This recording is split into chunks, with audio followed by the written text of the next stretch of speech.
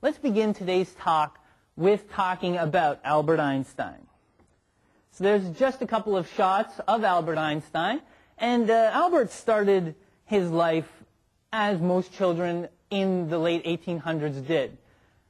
He wasn't that exceptional at a young age, but once he hit his 20s, he started producing work that was very exceptional. He went from a patent clerk in a Swiss office to a scientist, to a celebrity, to an icon following his death.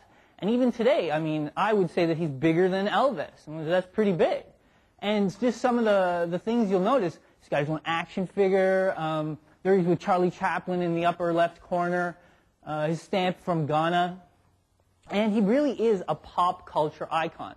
But how did this happen? How did a scientist go from being one of the most clever men of the last century into being this icon?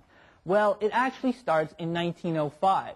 And we have a picture of Einstein in 1905 right there in the middle. Not too exceptional looking, I have to say. But 1905 was the year of Einstein. So he started by working at this Swiss patent office, and his background in physics was pretty solid. It's not like he came from a poor background or anything like that, but he couldn't find work in physics. I've heard that before. But what he did have was a lot of insight, and he came up with a paper called On the Electrodynamics of Moving Bodies. Specifically, it was written in German, and there's the German title. I will not pronounce it.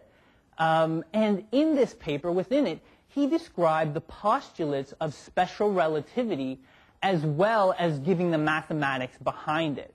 Now, he submitted this paper to the most prestigious journal of the time. He thought, you know what, this is that good. I'm getting it in there. Unfortunately, he didn't actually make it past the front office. People were like, who's this Einstein? Who does he think he is? Reshaping the universe, etc., etc. Forget about it, right? So he got rejected. But that didn't stop Albert Einstein. He wrote another paper, a paper describing the photoelectric effect and the particle theory of light. And this time he didn't send it to any journal. He sent it to Max Planck, one of the most esteemed scientists of the time, who actually understood what the paper was saying. So Planck immediately phoned up the editor and said, print this paper. Once he got that paper printed, he didn't have too much trouble getting his special relativity paper in as well. And that wasn't it for that year. You know, that was just the start of 1905. He also got in his E equals mc squared paper. E equals mc squared is probably the most famous thing associated with Albert Einstein. And it was quite a year for him. General relativity, his other major contribution to physics, came about 10 years later. So he did all his work between like 25 and 35. I should say all his work. But a lot of his most seminal work came in those years. So you kids better get cracking. For today's talk, we're just going to concentrate on special relativity.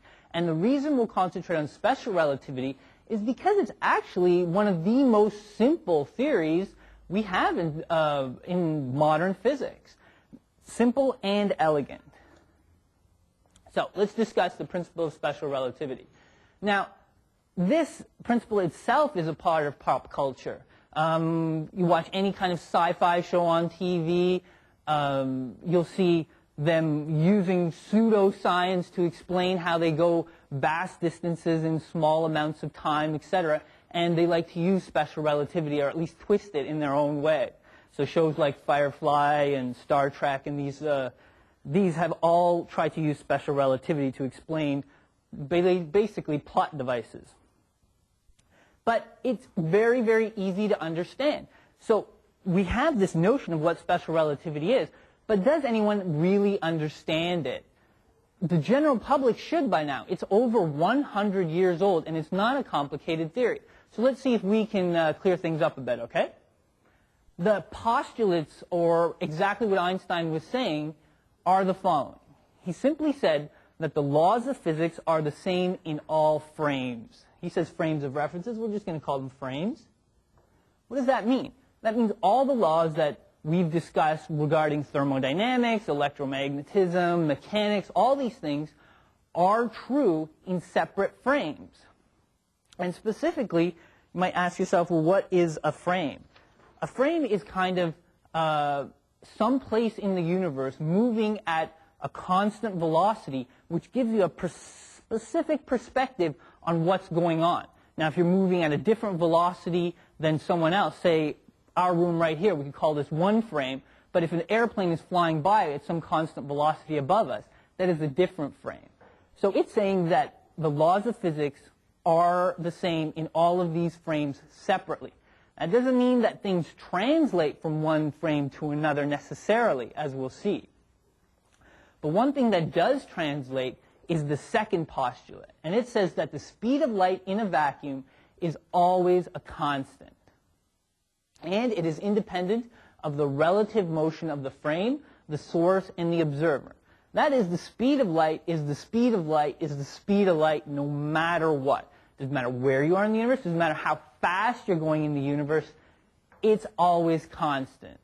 Does anybody know how fast the speed of light is? Yeah? Yeah, pretty darn fast, huh? So we'll get to that as well when we do our first example. But these postulates are pretty simple.